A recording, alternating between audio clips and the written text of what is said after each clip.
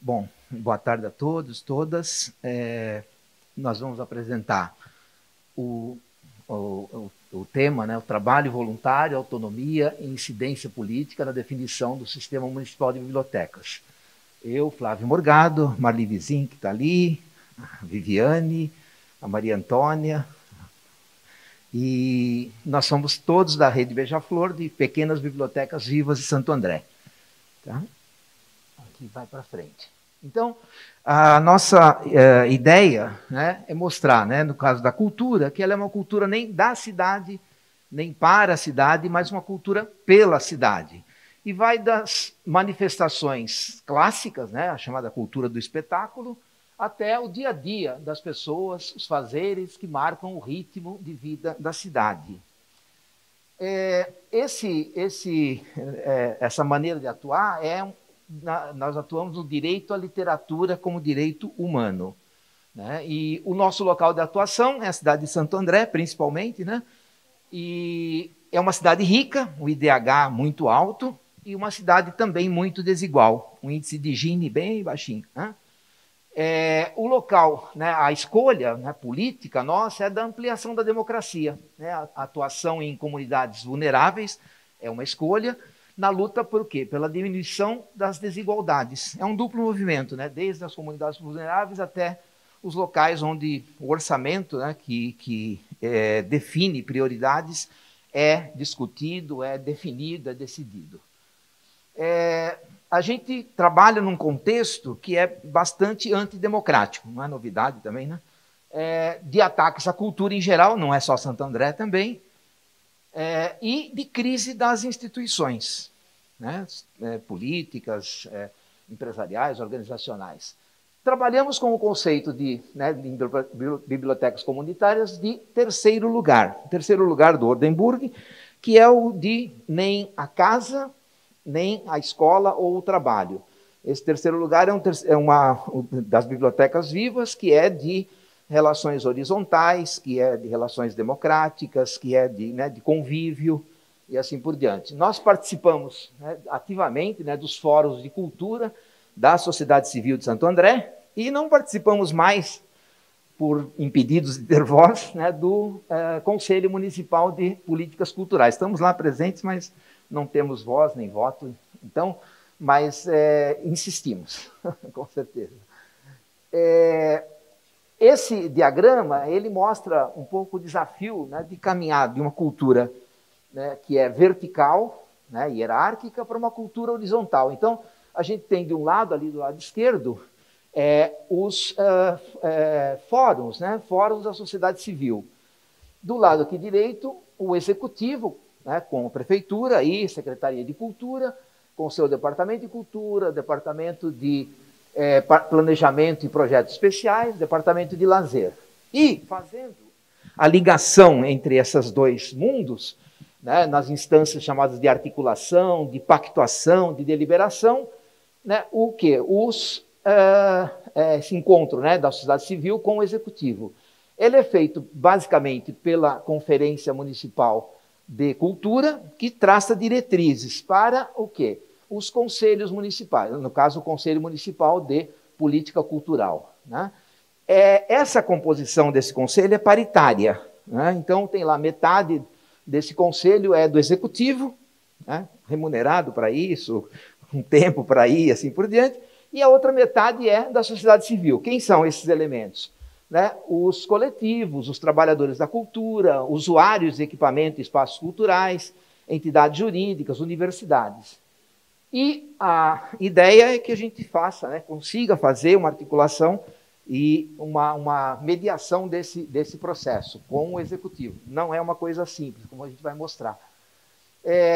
A rede trabalha no que a gente chama aí de um ambiente que é similar aos chamados novos sujeitos, né, que entraram na cena nos anos 70 a 80, durante a ditadura militar, que foi objeto da tese de doutorado e depois de um livro publicado, né, do Eder Sader, que ele coloca alguns movimentos sociais não necessariamente institucionalizados. Então ele fala, né, cita lá exemplos do novo sindicalismo, que apareceu no ABC, os movimentos de mães da zona, na periferia sul de São Paulo, fala do movimento de saúde, né, com médicos sanitaristas que começaram lá na década de 70, lá no Jardim Nordeste, né, no São Mateus, né, em relação à saúde, a busca de equipamentos de saúde, e também o apoio das comunidades de base, que não dá para dizer que eram institucionalizados por conta,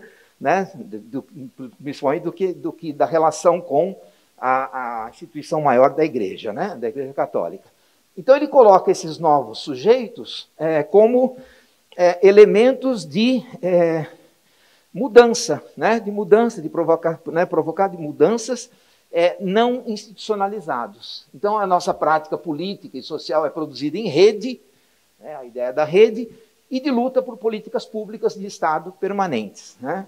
Então, a gente trabalha bastante com bibliotecas vivas, contação de histórias, com mediação de leitura, mas notamos que não dá para ficar só nisso, né? Quer dizer, a gente teria que realmente trabalhar num aspecto mais amplo da própria cultura. É isso que devemos fazendo. E aí, isso aí, necessariamente, implica discutir orçamento, implica discutir como é que os recursos são colocados. Então, assim, ali está Santo André, aqui é o meu laser, né? Está Santo André, uma parte de Santo André, né? Santo André ela tem um formato que vem até mais ou menos aqui, e aqui fica Paranapiacaba. Vocês não estão vendo no mapa porque ele está escondido, né? E aqui é toda a região de mananciais, né? Menos densamente povoada, mas essa zona sul aparece em vermelho aí as menores níveis de renda, né? E aqui, que é centro, o centro fica aqui, né? Embora não fique no centro do mapa, né? Mas o centro fica aqui. Quanto mais clarinho, maior a renda. E aqui um dos estudos, né, de vários que a gente faz sobre o orçamento. Então, tem lá o orçamento da cidade. Santo André tem um orçamento de 3 bilhões e 200, mais ou menos.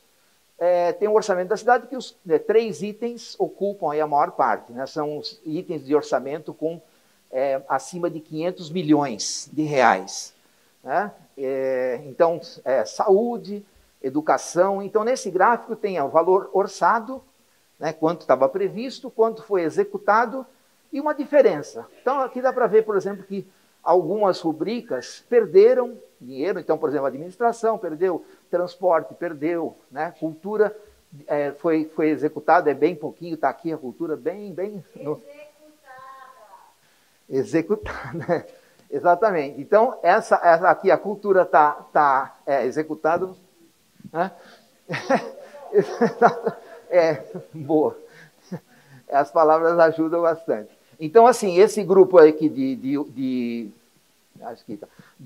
mais de 500 milhões, aí um grupo intermediário aqui que tem transporte, gestão ambiental, urbanismo, segurança, né? E a cultura está aqui, né? A gente vai ver no próximo slide, nós estamos falando de 3 bilhões e 200 para 20 milhões para a cultura, sendo que boa parte é para a administração, né? E não para os atos culturais, as questões culturais. E aqui tem algumas coisas que gastam menos de 1 milhão, e não está, tá funcionando. Que tem até defesa nacional, seja lá o que isso signifique, né? Não sei que Santo André vai contribuir para a defesa nacional, mas está lá. Então, mostra aí o nível de discussão que a gente tem para cumprir o básico, né? E aí, assim, a gente nota, por exemplo, vivemos fazendo esses gráficos, a Nakano está aqui, fica produzindo gráficos, e as pessoas não gostam de que isso aconteça, né?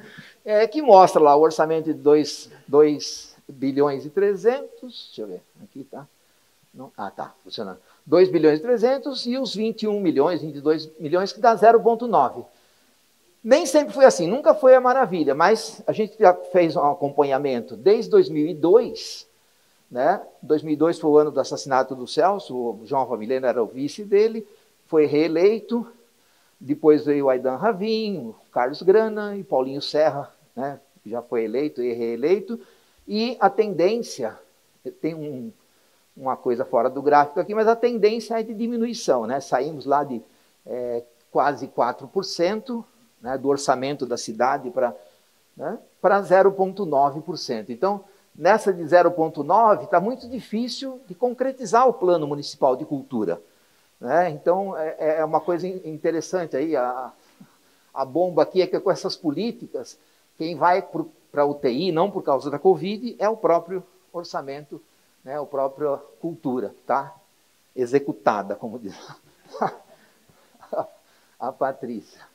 Então, esse é outro tipo de estudo que a gente fala, mas não é biblioteca? Sim, biblioteca, mas a gente sentiu a necessidade de entender melhor o território, entender melhor, né, o que a gente de fato está discutindo quando se fala em cultura.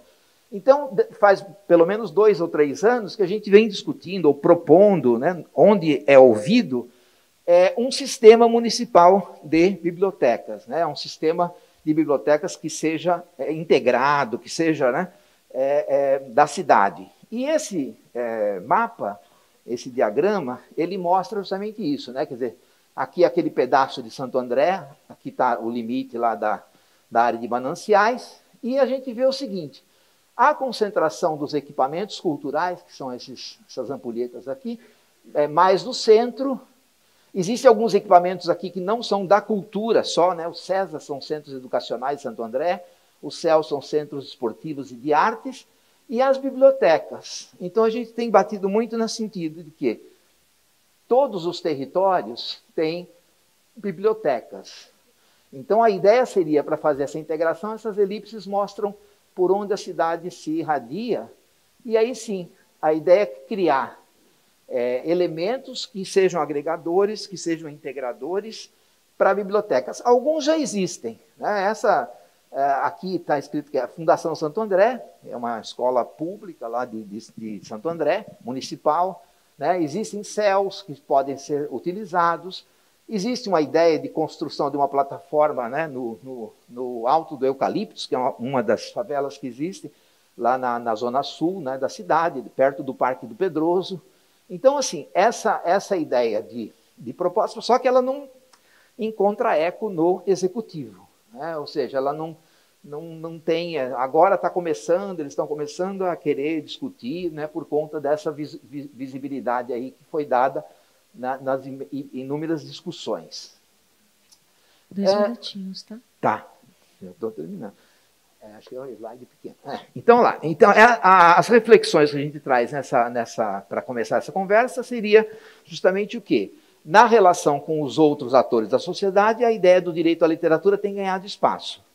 Na relação com o executivo, as relações são tensas, porque usa-se o expediente de o outro que critica é inimigo, o outro não é ouvido, o outro que estuda produz dados, né, é sistematicamente desqualificado, né? Então é uma técnica que existe. E, por fim, né, a característica de atuação é de voluntariado que é não assistencialista. Não significa que tem assistencialismo sem voluntário, voluntário sem ser assistencialista, né? A gente se classifica nesse termo. A ideia de que haja, a partir do enraizamento em territórios vulneráveis, que atua em rede, portanto, sem um centro, em relações horizontais, e que organiza dados, produz, faz reflexões, propostas, né? Trabalha realmente a questão de dados, seja de orçamento, seja de georreferenciamento, território, onde é que estão as coisas, né? Isso revela muito. E autônomo, né? Vivendo, claro, tensões aí na relação com o executivo. Então é isso. Então, obrigado pela atenção. Obrigada.